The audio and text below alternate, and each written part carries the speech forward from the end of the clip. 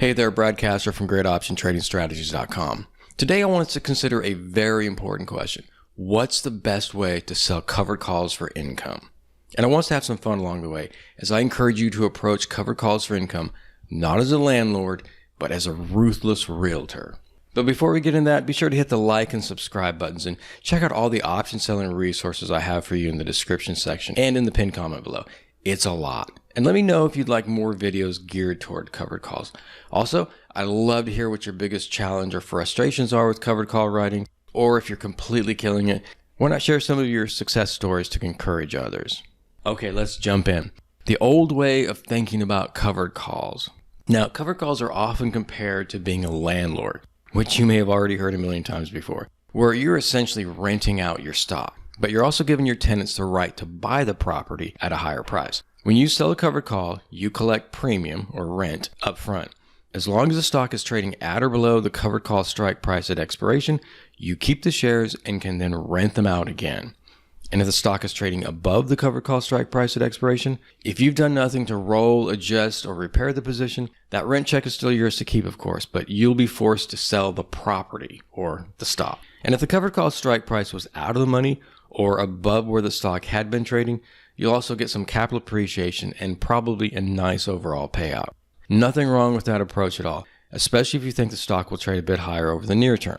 But if you're primarily selling covered calls for safe, consistent, high-yield income, selling out-of-the-money calls is not the safest nor the most efficient way to do it, because that approach turns you into a fearful landlord. And in your fear of losing the shares or your fear of missing out on potential capital appreciation if the stock moves higher, or both, you overlook a different risk. What happens if the stock trades lower? Now that's equivalent to renting to tenants from hell who trash the place and cause the value of the property to decrease. When that happens, the rent checks aren't going to you, they're going towards covering the damage, and they probably won't be enough.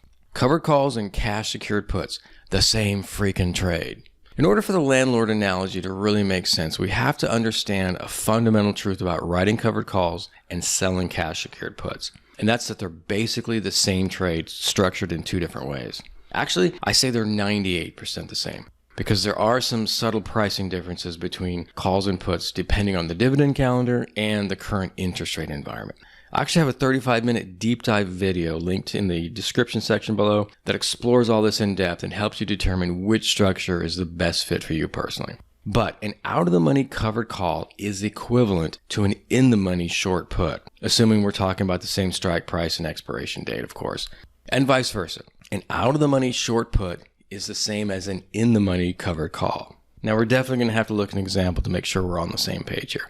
And if this is confusing at all, don't feel bad. A lot of option traders, especially those who trade the wheel, don't understand this either. And if you want all this to be super crystal clear, I really recommend you check out that full video in the description section. But let's look at a hypothetical example. You buy 100 shares of stock at $50 a share and then sell or write a $52.50 out-of-the-money covered call expiring in 30 days for 50 cents a contract or $50 cash received. The max potential gains here are $300, but that would require the stock be trading above $52.50 a share at expiration. Technically, though, you're only getting 50 cents a contract as true income, or $50 in the form of covered call rent. But what happens if the stock trades lower? By selling out of the money and needing the stock to trade higher for the trade to work out, you've given yourself a whole lot less protection to the downside. That's because the 50 cents a contract you receive from selling the covered call only reduces your adjusted cost basis on the stock that you paid $50 a share for to $49.50 a share, or taking the purchase price and deducting the covered call premium you collected. But what if the stock is trading at $48 a share at expiration? Not cool. The value of your property is decreased by $2 a share, and you've only recouped 50 cents a share via your rental income. Writing an out-of-the-money $52.50 covered call is equivalent to selling an in-the-money $52.50 cash secured put. So you could have set up a similarly bullish/aggressive trade using a short put instead. Again, let's assume the stock is trading at $50 a share and you sell or write a $52.50 put expiring in 30 days for $3 a contract. Yes, you're collecting a lot more premium up front, but most of it's in the form of intrinsic value. You're still only collecting 50 cents a contract of actual time value. Any other gains you get will require the stock to trade higher, just as with the covered call example. And your adjusted cost basis on the short put version is the same.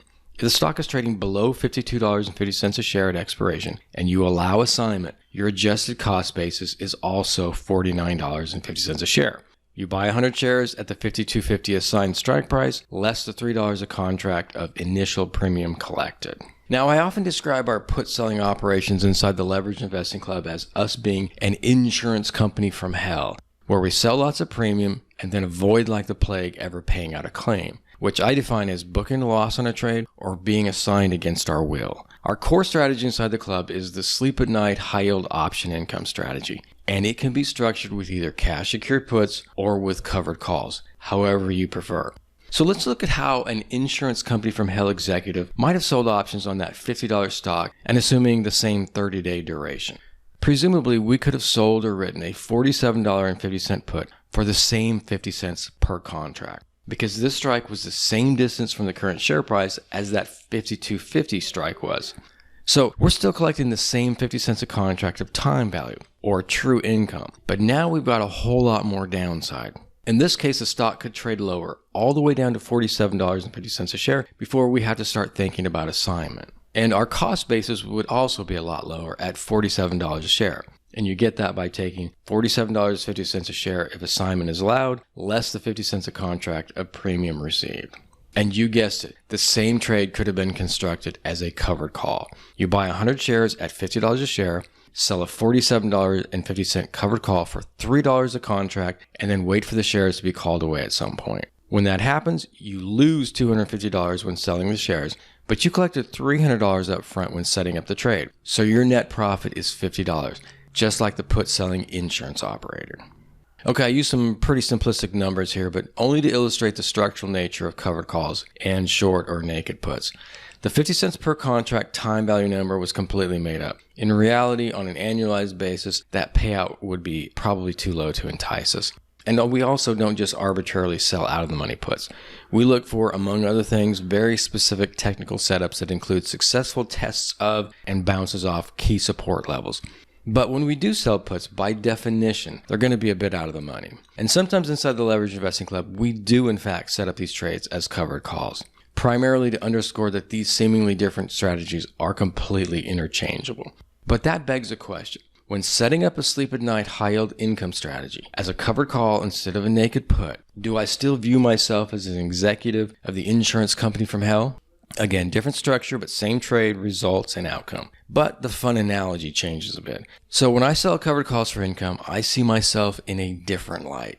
The ruthless realtor. When I sell covered calls for income, I'm not a fearful landlord, hoping no one trashes the property or forces me to sell it to them for less than what it's worth if the stock blasts higher. I'm the ruthless realtor collecting a commission just for listing a property. That's the key part.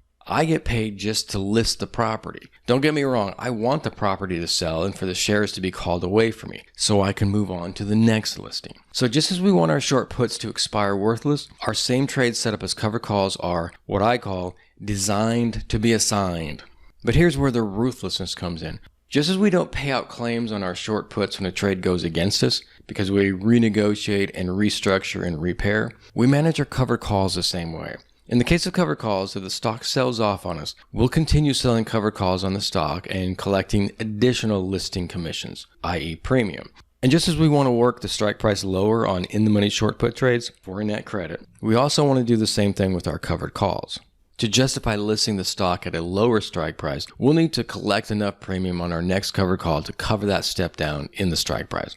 Again, two different trade structures, but the same results. The more we're able to work the strike price lower on one of these trades that go the wrong way on us, the quicker we'll be out of the trade. And the more net premium we accumulate along the way, the greater our final returns will be when we're finally out of the position. Whether we view those returns as insurance premiums or as real estate commissions. Okay, if you enjoyed this and want more, be sure to check out the channel's other videos. I'm actively adding new content again and have a backlog of video ideas I want to share with you. I'm also organizing these videos in various playlist categories, so that should make it easier for you to find the resources that are the most valuable to you. Also, sign up for the Daily Tips newsletter via the pinned comment below. The newsletter is a tremendous option selling insurance company from hell resource, and really complements the YouTube channel, as some topics are better suited in article format and some are better suited in video format. Both resources are all about heads you win, tails Mr. Market loses. So if you're interested in learning how to find great new trade ideas every week and consistently turn losing trades into winning trades, the newsletter is a resource you're going to want. Again, you can sign up directly, or there's also a link in the description section below to the Great Option Trading Strategies downloadable library page. Download anything from there, and you'll also begin receiving the Daily Tips newsletter automatically. Heads we win, tails Mr. Market loses. That means you should be coming out ahead on virtually all of your trades. Okay, until next time.